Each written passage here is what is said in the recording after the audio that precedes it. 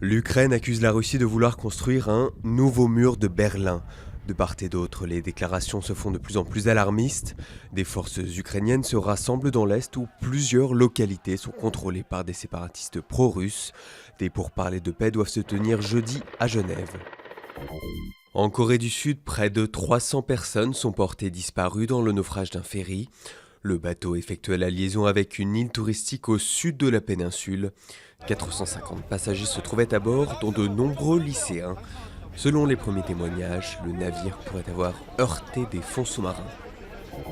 Jean-Christophe Cambadélis est le nouveau premier secrétaire du Parti socialiste.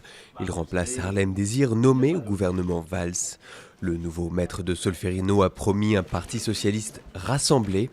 Il est attendu au tournant après la débâcle électorale des élections municipales.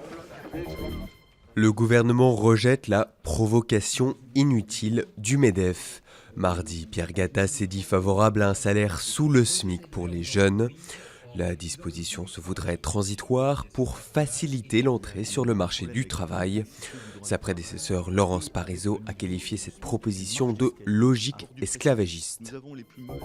Les robots iraniens ont la santé. Leur équipe a remporté le RoboCup Open qui se tenait cette année à Téhéran. Les petits humanoïdes sont programmés avant le match et jouent de manière autonome.